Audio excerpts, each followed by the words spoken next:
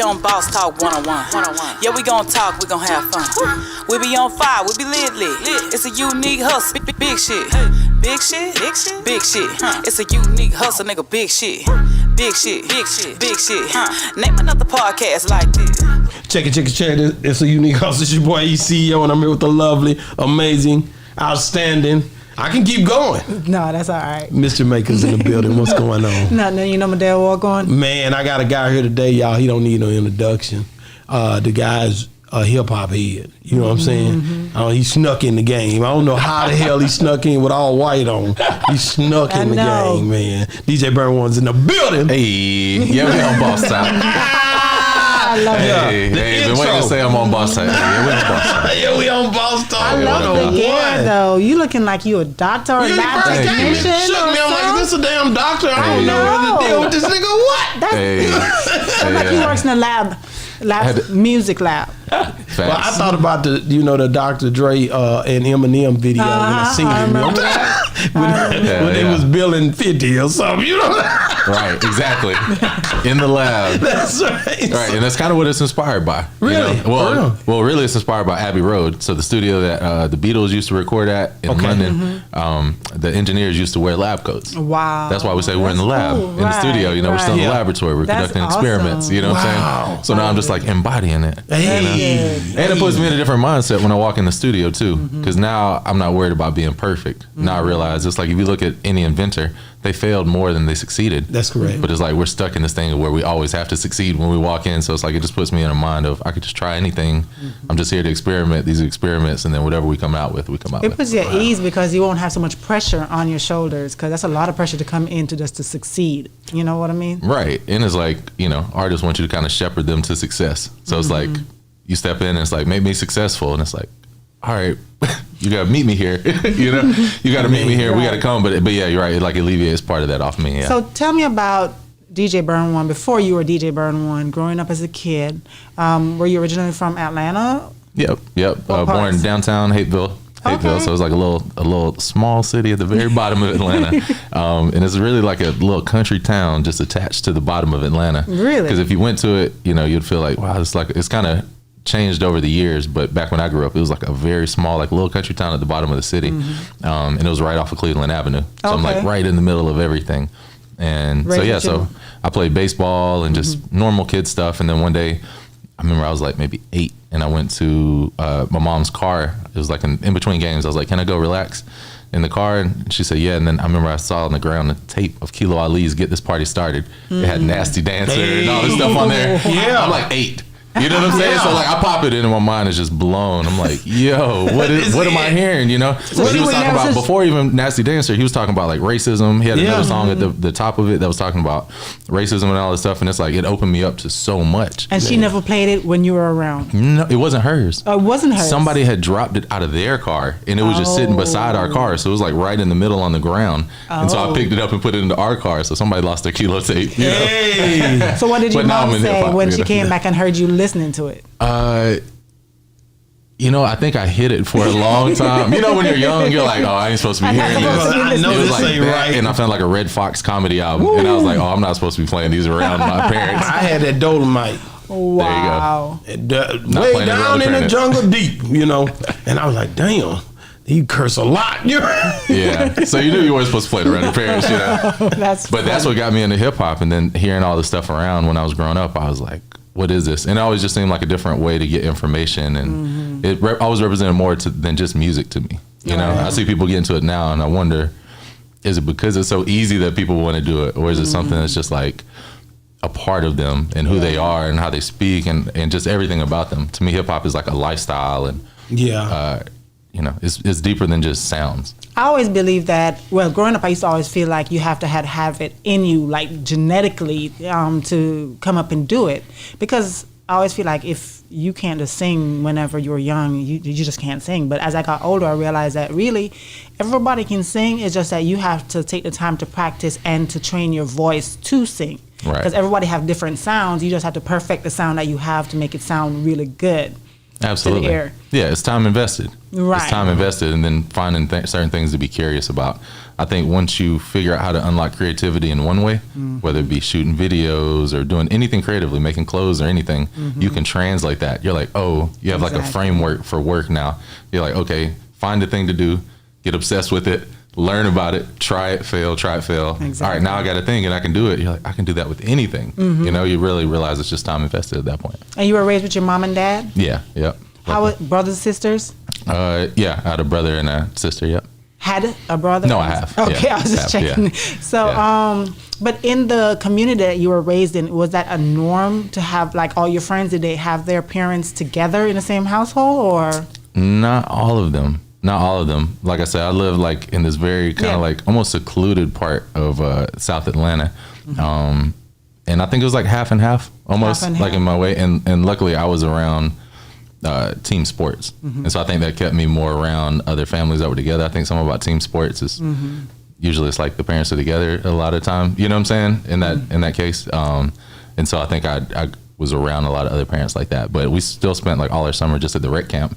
Okay, You know, like we weren't that's able to just cool. hang out in the street. Right. Like our parents were like, no, you're going to the rec camp. Yeah. And so we just listen to music and play video games and stuff there. And Wow. that community, was it mainly predominantly white, black, Hispanic, or Black and mixed? Hispanic. Black and Hispanic. Yeah. Yeah. Okay. Yeah. He stood out like a sore thumb. Well, no, I fit in. I Yeah, fit in. yeah. I didn't stand out until I went to like the South Side. I went to high school in the You went to- suburbs. what happened with Yeah, that? Was it everybody was like, "Who's this white kid that talks Was you black?" I'm like, nervous? I'm Mexican first off, and this is where people talk like where I'm from. I didn't even know until somebody said I talk different, and I was like, "What are you talking about?" Right. And then I was like, "Y'all do talk kind of square," you know what I'm saying? I'm like, maybe I do talk a little different, you know, but I didn't realize I was different till then. And then it was so funny, just as quick as they started hating on me. I had T.I. host my first tape when I was in high school. Wow. And those same people immediately jumped on my dick like that quick. right. You know, it's like it went from Which we hate T.I.? you to being like, you know T.I. This was right when trap music came out. Right when trap music came out. So Really? he hosted my first tape How like did that 2 happen, months. though? I went to school with the girls. They were a group called Ecstasy, and it was 2 girls. And they went to the school. They were like the grade above me. And so I think they had graduated, and I was a senior. And I'd asked them one day, I was like, hey, I just saw them around. I was like, hey, do y'all think y'all and T.I. can host my tape? And this was like a month or 2 months before trap music.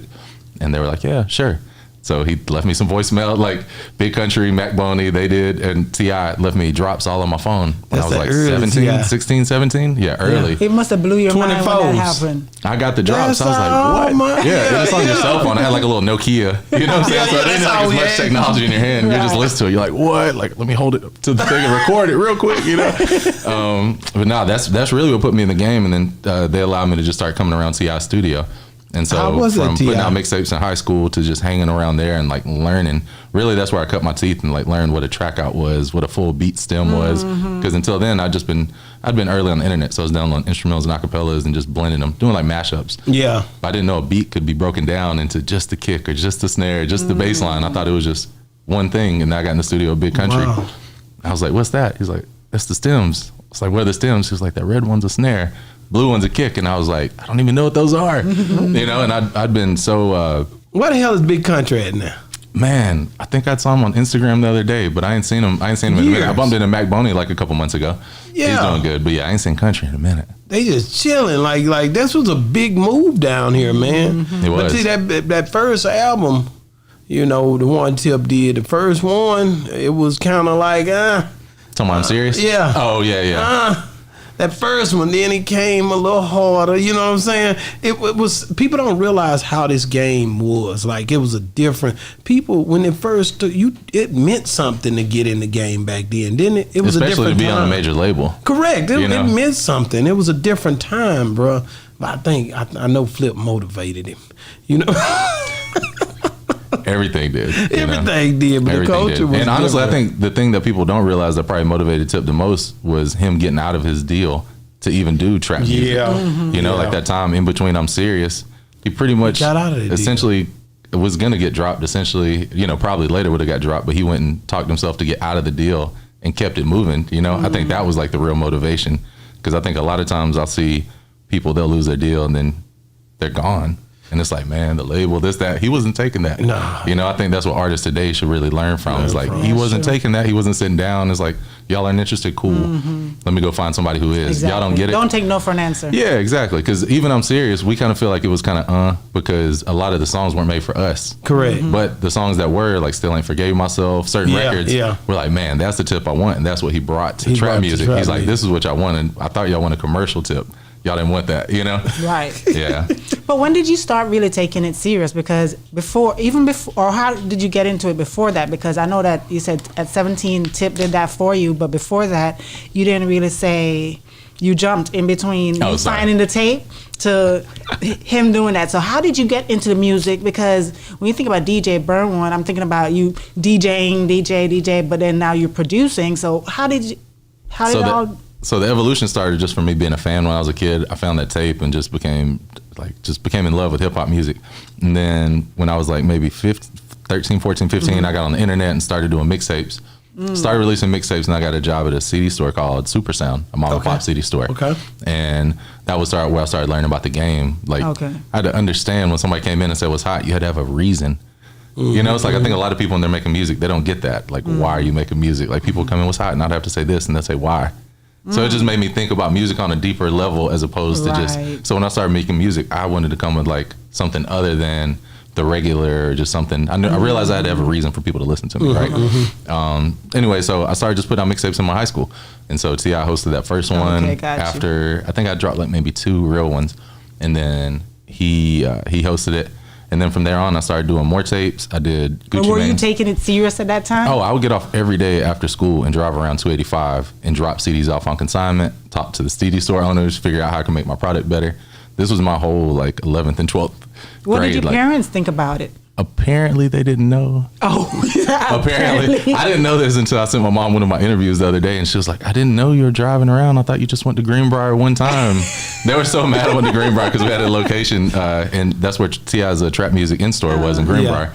And they got so mad because I went there. I was like, I used to go there like all the time. But they didn't know that, you know, because I would get off, and all these stores were like in the hood. So you go to like Candler Road, you go to Greenbrier, you go to the Old National Flea Market, all these places. But I'm doing music. I'm not there for the extra shit. And my dad's already put me on game about just, you know, being aware while you're out, and just, I'm never a disrespectful person anyways. I feel like a lot of stuff people bring on themselves, you know, a lot of shit just happens, and a lot of stuff people just like, you need to know when you move, how to move is, I don't know. Maybe it was just innate to me and where I grew up. I want to ask about Dro though before we move into Gucci. Yeah, absolutely. And so Dro was like, I think those two were like my first real big like tapes that made it outside of Georgia. Yeah. How old were you?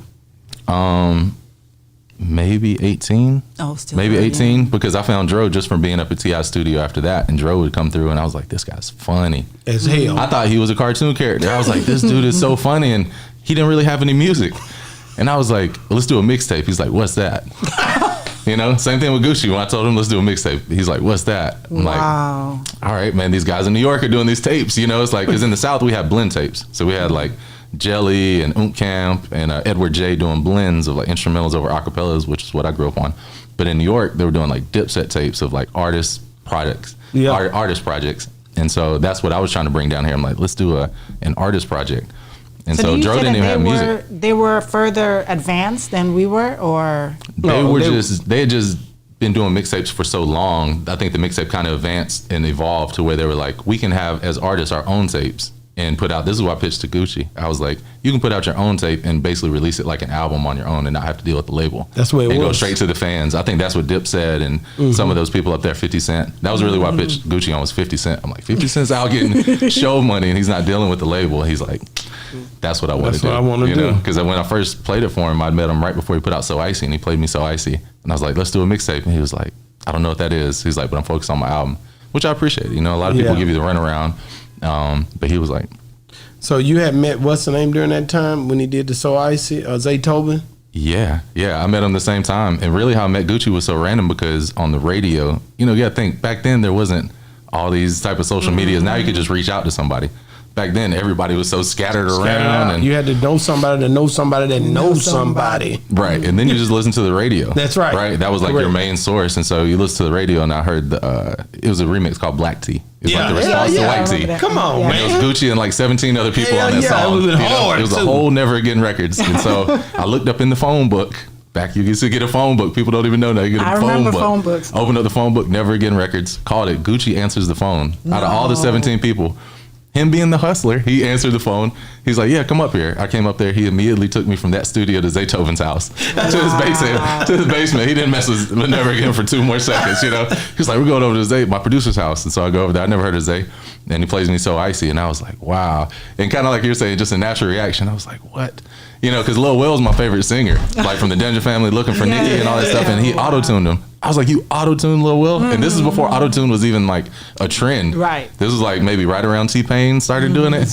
And so to hear Lil Will auto-tuned on that, I was like, this is terrible. That was just my thought, you know. But I was like, I liked him and I thought he was funny again, just like Dro. And so I was like, let's do a tape. And so he wasn't interested, and he didn't hit me up till like a year later, till after Icy blow up. And then it kind of like ran its course, and he was kind of in the kind of like in the public light in Atlanta, kind of looking at like people were looking at him like a one-hit wonder almost. Like you came, you had a hit, but we don't really know what else you got. He put out a couple other songs that didn't do good. How was Zaytoven though? Like when you went to the house? Always cool.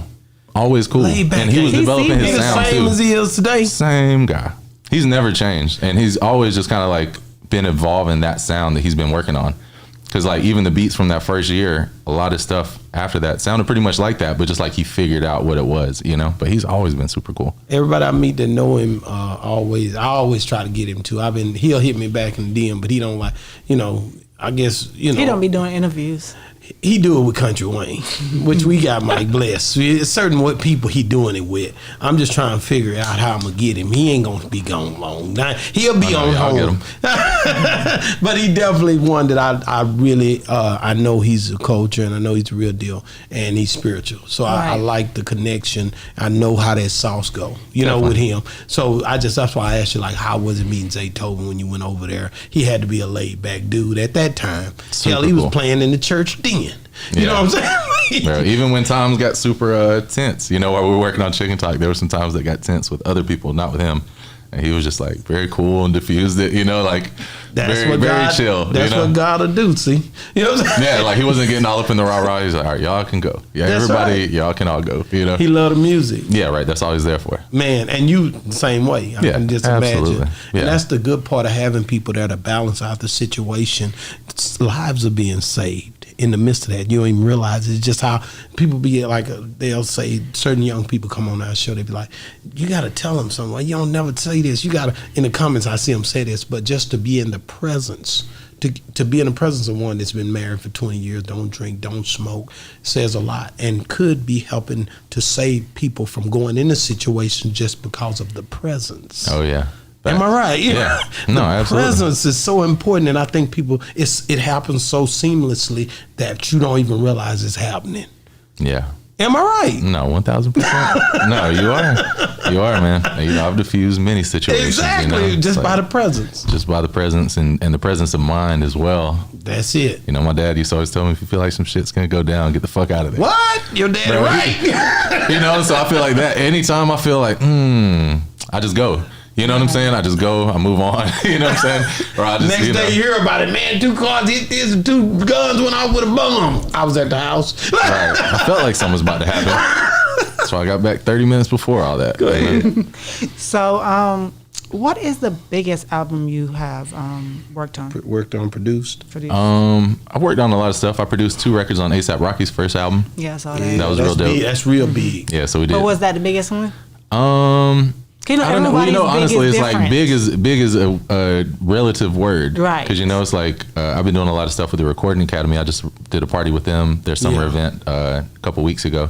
But I didn't really care about Grammys before, you know, because people would always tell me when I ever talked about Grammys, they're like, "You did Chicken Talk. Do you know how much that meant to the culture. streets, to the culture, to everything?" You know what I'm saying? Like the Grammy, if you would have, you know, whatever would have won a Grammy for the album that year, can't match up to the impact that had. You know, helped us. So I feel like probably Chicken Talk would have to be the most impactful, and to be able to say I gave him the blueprint on how to do mixtapes, and he went on to become like the mixtape god, essentially, like him and Lil Wayne. You know, when you dealing with Gucci, man.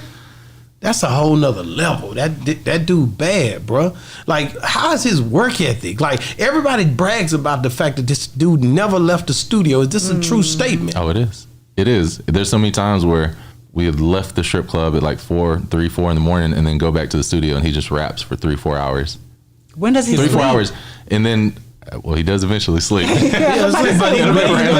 the timing is way off. Yeah, the time is way off. But yeah, like he would rap and not just like he's writing a rap and then going down. He's freestyling off the top of his head, but not like people do now. There's so many people now is like, I don't write. Yeah, but you punch a million times. They punch it's like hell. don't say that. Well, I gotta punch. I gotta keep run me stopping. Back, run me back. You're like, oh my gosh. You hate that, don't you? Oh, I hate it. Because it's like, to me, I once was with the artist. I was consulting the artist. I do consulting, and they had bought a verse from Bun B. He flew in to Birmingham, not even to Atlanta because the Birmingham flight was cheaper. Flew into Birmingham, came in, wrote his verse, picked up his money in 10 minutes, laid it in 10 minutes, and then left and was back in the Birmingham airport. I'm like, these people done punched. Bun B could have flew into Birmingham. That's why I said got to Atlanta, drove back to Birmingham, been back to Tennessee. By your time you're sitting here trying to punch and get your thoughts together, it's like Jay-Z was formulating his ideas before he went in the booth. Exactly. It wasn't really a Same freestyle. thing with Biggie. So it's like, to say I don't write, it wasn't really not writing. He's just kind of like writing it in his head before he goes in there. That's right. So I think people got lost when they got in the booth and they're like, well, Jay-Z don't write. No, let me get that again. No. It's like, nah, that's not exactly how it works. So I watch Bun B be very efficient. And then I watch these other people just like, be efficient at all. And I'm trying to tell them, why don't you just take 10 minutes and write? No, it's a vibe. It's not a vibe. It's not a vibe if we're just... it's like the stop and start of everything as opposed to just feeling how fluid it was when he came in, wrote his verse, laid it. We got the whole rest of the session to work. Man, as opposed to you trying to figure out But your bars and how you want to do it. Bun B is a different whole everybody's beast. different. You don't understand what you keep saying. You keep putting these boys in a man's place. Hey. Bun B he from Texas, man. First of all, let me just shout that out. Right, he is. Bun B is a different type of animal because Bun B started this in a Port Arthur somewhere. And he was just blessed to be lyrically inclined, and he takes so much. He had to deal with Pimp C, which is my favorite all time. Yeah. So he had to come with it because Pimp was doing his part, of course, his basically beat making and singing and all. And then you got Bun like, I gotta lace this when I come through. Then he come to the studio with whoever this dude is you talking about. This guy hadn't had to deal with the level of what. Right. He in there like, man, I'm gonna punch this in. I heard Jay say it. It's not the same. It's not the same. But it's not the same. But I feel like we should use the bar to be like, this is what we can aspire to be like. Right. Tupac never punched. No. Not saying nobody should ever punch, but when I first started recording, because I heard that, I didn't let nobody punch. It took me a couple people crying in the booth. I can imagine. For me to be like, all right, so they're not Tupac, But I feel like we should have that bar because as a producer, I always want to come like Organized Noise level. I want to come Pimp C level. I want to come DJ Paul and Juicy J level. And it's like, if I don't hit it, that's cool. But that's my aspiration. Yeah. It's like, I feel like we should have like a goal of something higher to hit, like a target almost, even if it's not like we're holding ourselves necessarily to the Bun B rap standard. Right. It's like, let's just make use of our time effectively. But if you're new into this, it takes time before you get to that level. If you've been doing it a while, like Bun B and all of them that you're talking about, man, I guarantee you when they started, they didn't start like that. Oh, no. I agree. Hell no. Well, I'm just telling people they'll spend way less money on studio time if you write your bars before you get there. And then when you get there, you can figure out your flow, and that could be you're figuring out your performance aspect of it more so than the bars. And then you're having more fun. Who impressed you when you got off into the lab or into the studio and you seen them work, whether it was KL, whether it was anybody that stuck out, DJ Paul? Who was it that when you seen them, you was like, man, like it made you feel like this serious? Man, on the rapper level, I'd probably say Dro and Gucci. Together. And Dro was dope because he had a milk crate full of bars, like just notepads. And so I'd pull up a beat and he would just flip through the notepads and be like, all right, I got one. And it'll be perfect. It'll be perfect. Like 36 bars of just heat. So if you listen to our first tape, I still got that Dro. It's like just bars. Just bars. He already had them before you showed him the beat. He already had them. I guess he would just be writing in his own time. He was writing. He had notepads. Yeah, in his own time. But it's just what he's saying is that the fact that he had something that was so perfect. All he had to do was listen to it, and he's like, okay, I have one for that. He knew already in his mind. He was cycling through different verses. He already knew. That's dope. He would rap the first couple ones, first couple bars, okay, this will work. Yeah, this one will work. And that was dope. But as far as producer, DJ Toomp. DJ Toomp is just like, I feel like he really is the South Dr. Dre. Like, I've heard that often. Yeah, he's just like such a technician. Yeah. And like you could tell he's perfected the things that he's done for so long. He's been producing for what, 30, 35, probably more years. But he's just such a technician. The way he's able to get his sounds out, the way he approaches it. Sometimes he'll just play the first 2 chords. I remember I used to watch him like, what is he doing? Like, dun, dun. And then there'll be nothing on the back half of the beat. And then later on he'll come back, dun, dun, dun, dun. I was like, how did you even think to leave that space to do something? You know, but his brain is just like. He owned it. Yeah, it's amazing. So you're like, okay, this is why you're like one of the architects of a whole new sound. You know, him and Shawty Red are like the architect of the trap sound pretty much. Him and T.I. they were cold together. Yeah. God damn. Yeah, man. Bad boys right there, man. They were really dope. So, but you, like I said, you did your thing, man. You a part of our history, man. You are our culture. We love you. You know what I'm saying? That's the whole cold part about it. Once we got you, we got you. You can't go over there. Now, you did have Yellow Wolf. You did. Mm-hmm. I met Yellow Wolf. You see him on the wall. We met at my store. Mm-hmm. How was it working with him? Yellow Wolf was dope. We actually we did his first tape that blew up, Trunk Music, and that was real cool because then we went on tour with Wiz Khalifa right before Kush and Orange Juice came out. Yeah. And so Wiz was kind of like fairly unknown at the time. I remember we went on tour with him. He's packing out these 1,000 people venues. And we're like, how do all these people know him? Like, we ain't really heard of Wiz down in the South. Yeah. And it was just like his charisma. He was building like this fan base behind him. It was almost like kind of like how Odd Future did. Okay. Like Tyler, they kind of like reach out to a certain group of people, and it's like those people gravitate to him, and now they have these fans. Like Wiz and Currency kind of got all the stoners, all the smokers. Yeah. And anyways, Kush and Orange Juice came out while we were on tour, and so that was really cool seeing him perform songs off Kush and Orange Juice, being like, oh, this is dope. This is dope. And it's like now we look back like, oh, what a classic. But it's like at the time, you know, I'm just like, these songs are better than the last couple songs he's been performing. You know, I'm like, these are dope, and then it's like he just blows up, and so it's real cool. Dang, what about, how do you feel about the drill music and stuff that's happening right now? Because it's a different world now, baby. It's a different world, what you did, brother. yeah, it was cool to trap, and yeah, I robbed in my white tee, it sounded real cool to me, but now niggas is drilling with, I'll do this, and they jumping at the screen with whatever. And it's tough, because you got people like the DA in Atlanta, Fannie Willis, she's using the rap lyrics in it. They ain't trying to hear. They using she's like, give me more. Say, but can and will. Do you advise anybody, like when you hear people come into the booth and they're saying some things and you're looking like they're gonna use it again, so you already know, like, do you advise them like, man, you sure you want to put that in there? I always try to tell people to think about it twice. I always do. There was songs we didn't put on Chicken Talk because he was talking about people. And he just because he was actually freestyling, he didn't know he was going to talk about these people. Mm-hmm. So he came out. He's like, man, I didn't even know I was going to say that. I'm like, right, never releasing it. Never. I'm knowing I'm not going to release it. Like, we're not even going to debate about it, you know.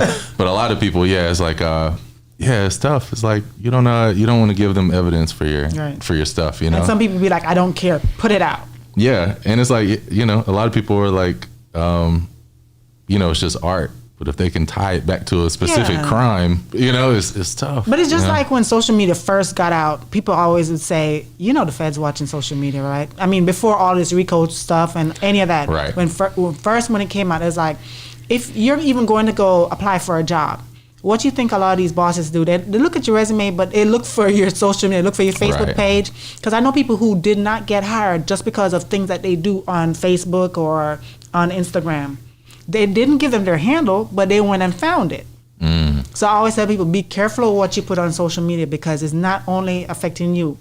It affects, your job. People lose their job over stuff that they put on social media all the time. Yeah. You got to be careful out here.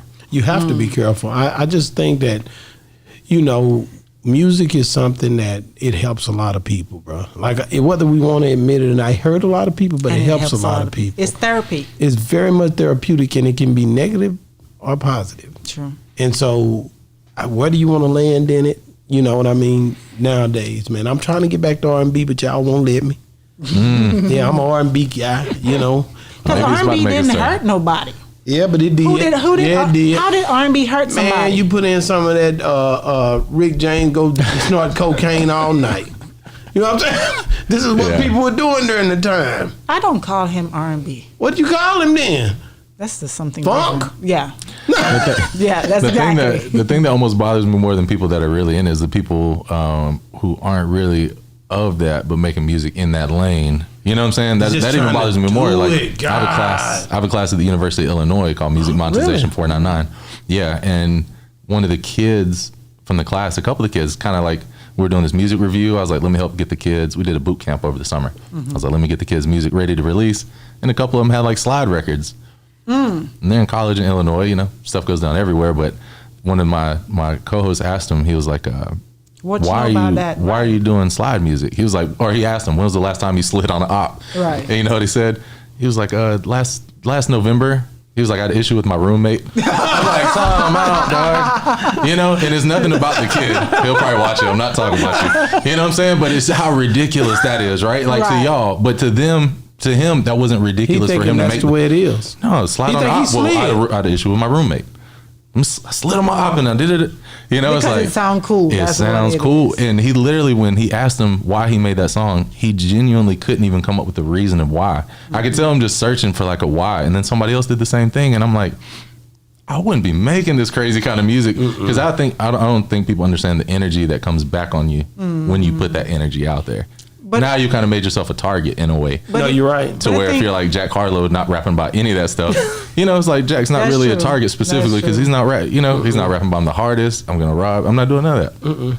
He's rapping about being first class. You know what I'm saying? And it's like I've heard a lot of old school rappers talk about how some of these new rappers are getting indicted and stuff like that. And they'll say they specifically didn't rap about the stuff they were doing, you know, almost as a way of like escaping or specifically, you know what I'm saying? It's like, they didn't want to do that. Let me tell you something. But I see, hold on one second. But I see some of these young rappers who came from great households, never been in that situation or anything, like purposely go out to be in certain situations so they have something to rap about. So that they can be authentic because they don't want to rap about something that they're not involved in. I'm like, why are you going to go out here to look for trouble just to produce content? Right.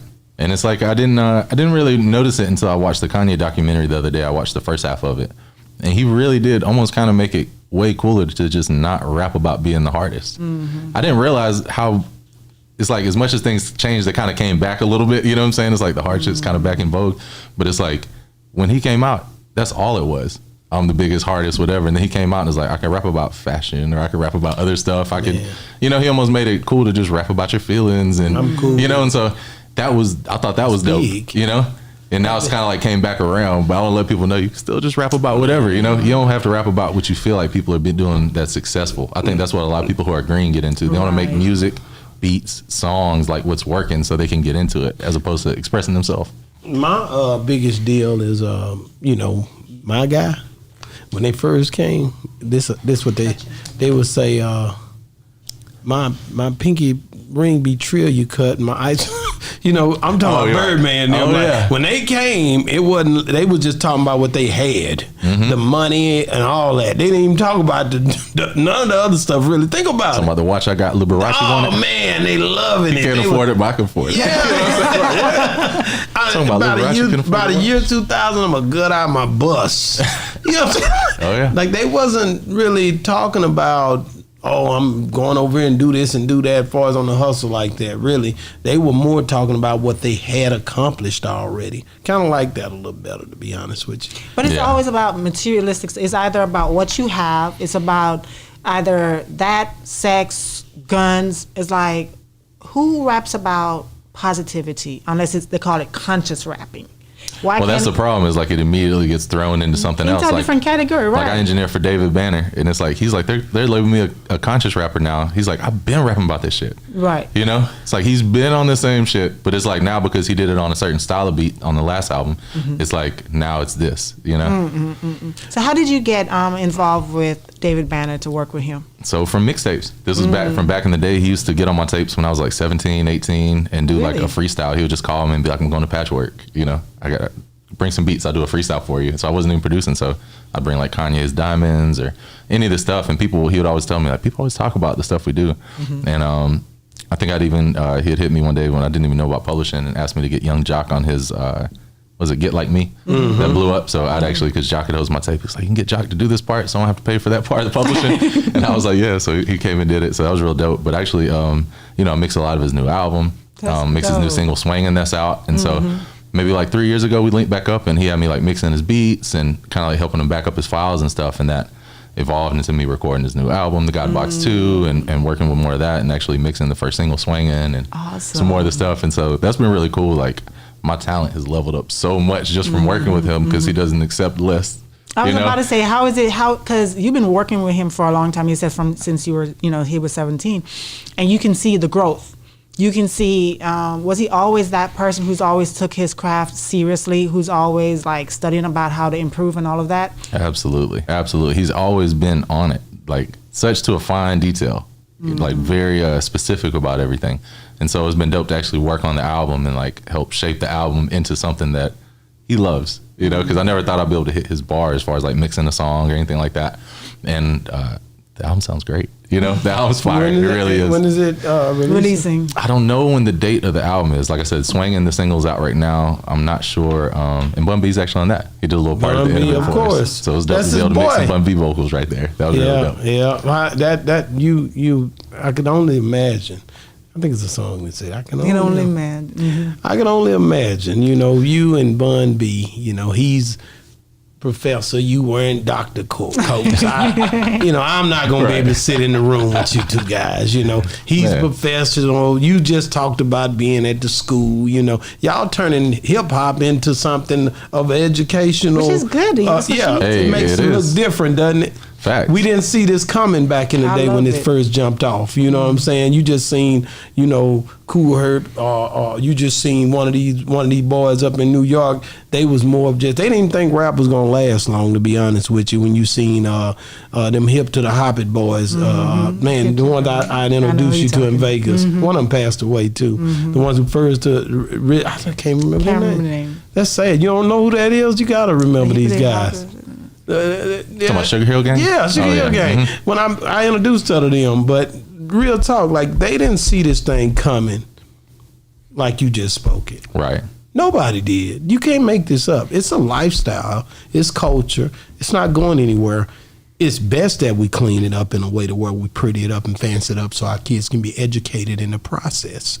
Because if not, then it continues to be something where people just freelancing it and doing whatever they want to do with it. Right. And the way I see it is so many people want to do it. I want to help show people the right way. That's why I'm doing Options, my master class, which is where the class at University of Illinois came from. And I'm actually working with Kennesaw State right now too.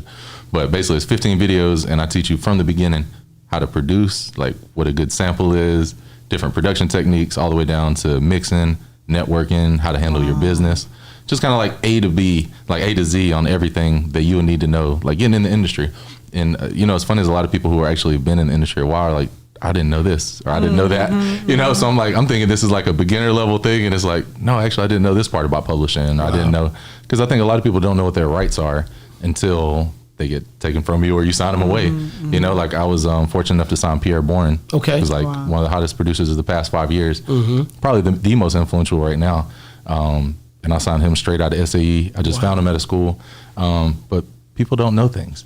You know what I'm saying? Not necessarily just him, but just a lot of people, when you're so green, you want to be successful that you'll just sign anything or you'll do anything, and then because you're not willing to look for the knowledge. Because wouldn't all of this information, as much as you teach it, people always say there's nothing you can't learn off of YouTube. So wouldn't this information, you could still find it on YouTube if you were looking for it? The issue is discernment. I don't think people can discern the information. It's almost like information overload. Do I listen to this influencer or do I listen to this influencer? Correct. One could be right or one could be wrong, or one could be 45% right and one could be, and it's like, to me, always, I'm trying to teach people to cherry pick the information that they need for them. The one thing about YouTube, you got another question to ask. That's what you're kind of saying too. If you don't know how to, you don't know what to ask. You ask what you think you need. Am I right? Right, like, and then if I'm trying to build something, I'm gonna be like, let me build this, but I got to put this in here right to get the correct answer. And some of the stuff is like the answer is different for everybody. That's why I realized too why the videos are so wide ranging, because some people, because I do consulting too, and some people, like, I listen to their beats and I'm like, they're not bad, they're just boring.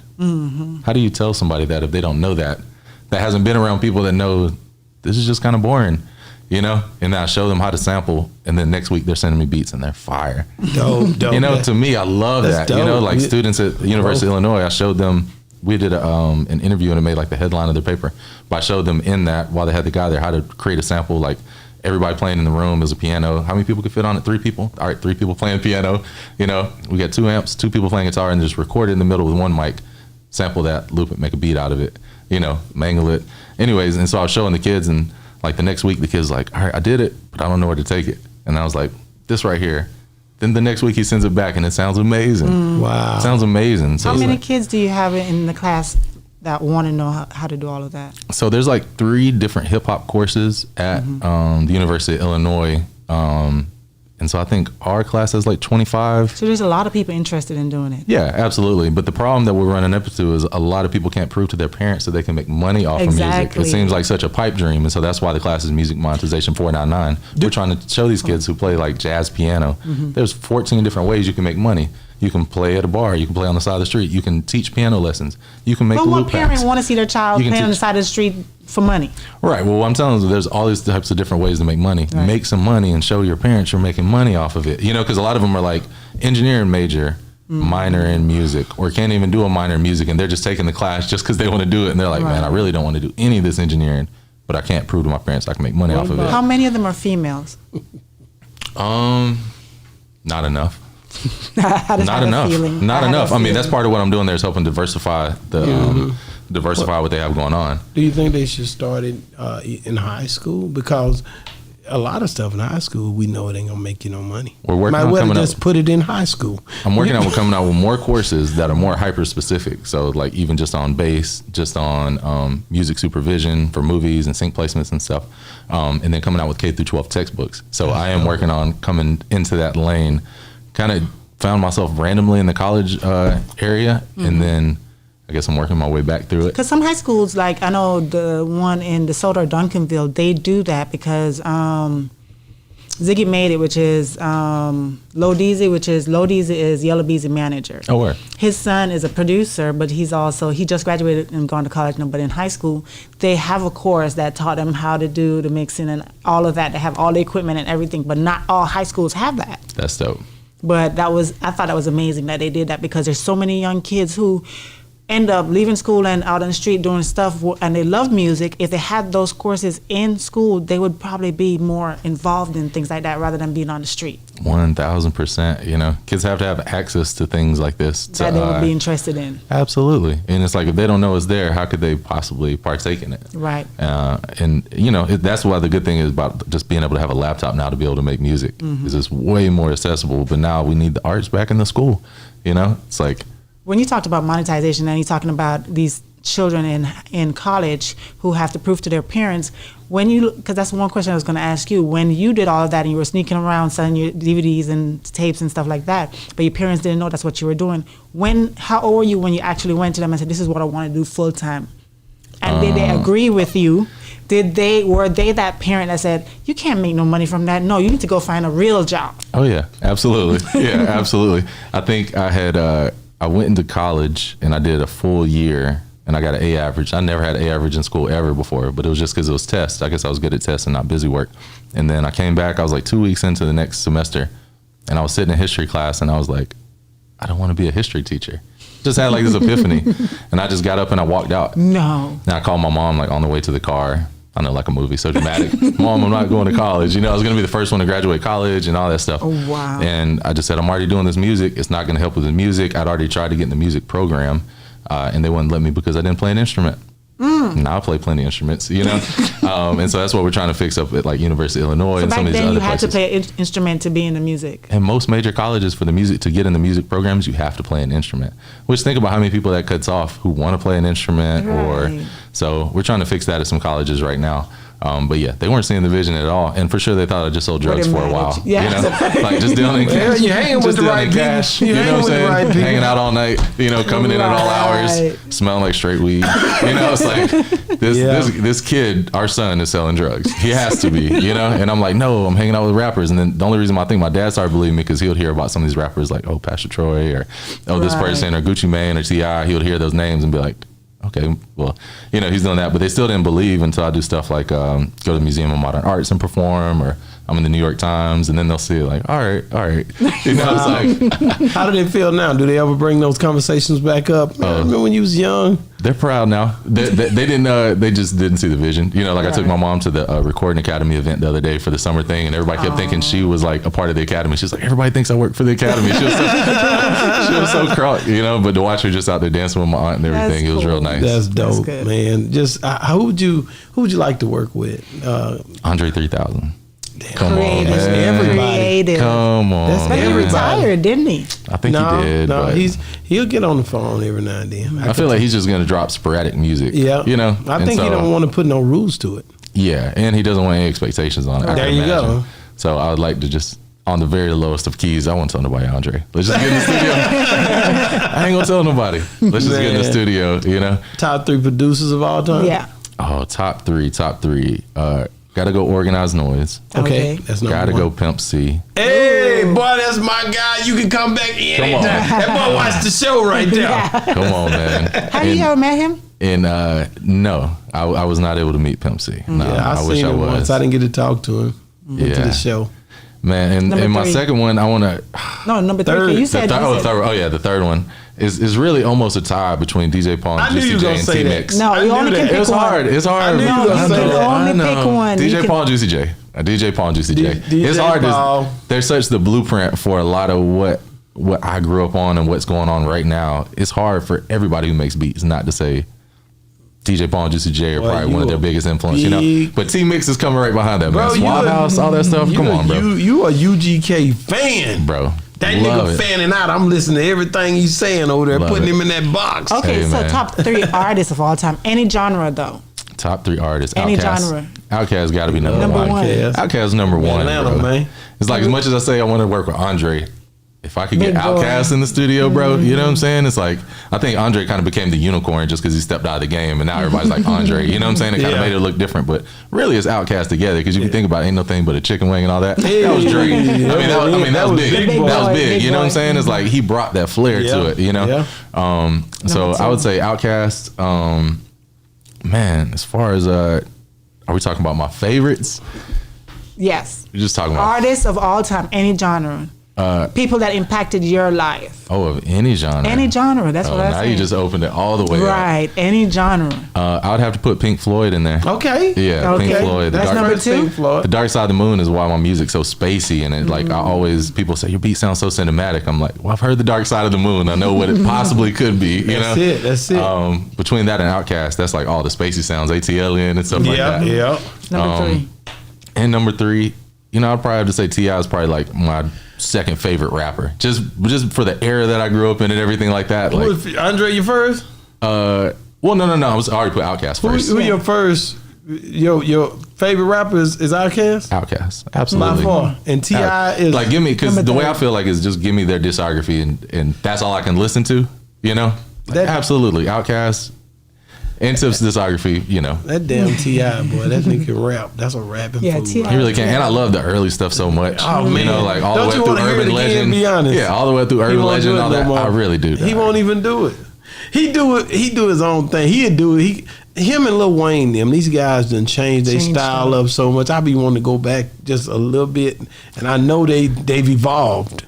But I'm like, damn, I loved that era. That was a hell of an era. And that's specifically why I like this Banner album so much. Okay. Because it feels like he's giving you the album that he wants to give you and that you want from him at the same time. You know, because sometimes I feel like people, they'll be onto something new. Because I think as artists, we'll kind of get in our head about stuff sometimes.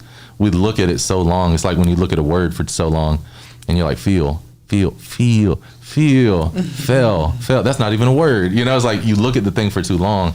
And I think as an artist, we're living with the song for months before it comes out. We're living with the stuff. So I think it's easy to get in our head about stuff and like kind of get away from what not necessarily just people want from us, but what we're good at almost, you know? Man, David Banner is, like I said, he one of those guys, man, you blessed that you work with a bunch of great artists, man, great culture-driven people who you're a part of this whole thing, like I keep saying. So just dope, man. Thank you so much for coming on the show. We love you. Hey, appreciate for it, sure. man. Give me the big pound. Much love, y'all. Hey, I watch Boss Talk all the time. He love Boss Talk. You know what I'm saying? Most people do. We knew, but we here. Man, so how can people get a hold of you before I get you out of here? All social media at DJ BURN Oni, DJ Burn One, and then www.the5pointsbakery.com. You can get my masterclass options. The pre-order's up right now. And yeah, check us out. We got a lot of new music coming out. Got Box 2 coming out. I've been working on my album. I ain't talk about it a lot because I'm in the process, not trying to jinx anything, but I got a lot of dope stuff on there. Your I got a lot album? of legends. Yeah, I'm working on my album right now, kind of like a compilation album. Okay, that's so I got a bunch of dope. different like legends and new school folks on the album. You want to name out some names of who you have on there? Damn. Not yet, because I want to make sure everything's finished. You know, clearances and everything. I'm like, Okay. don't want to jinx anything. We'll do another interview once I Okay. There you get it go. done. We're going to bring back them when to the album's Dallas. ready. We're going to bring them to Yeah. Dallas. That'll be hard, bro. You gotta You know, I get used to them come to down. Dallas because my Mexican side of my family's out there. My mom's Mexican, so I used to come out there every you speak summer. So I Spanish? spent all halfway enough to get myself enough to get myself in trouble and be like, oh, damn it. You know, I'll get it going, and I'm like, oh. Well, you will come to Dallas for us? You Yeah. will? Oh, I'd love to come to Dallas. That'd be Man, awesome. thank you so much, Yeah. man. Daniel, shout out to Daniel Payne. That's Yeah, my what up? boy. Man, hey, man, thank you for coming on the show. It's been another great segment of Boss Talk 101, where the bosses talk. And we Hey. out.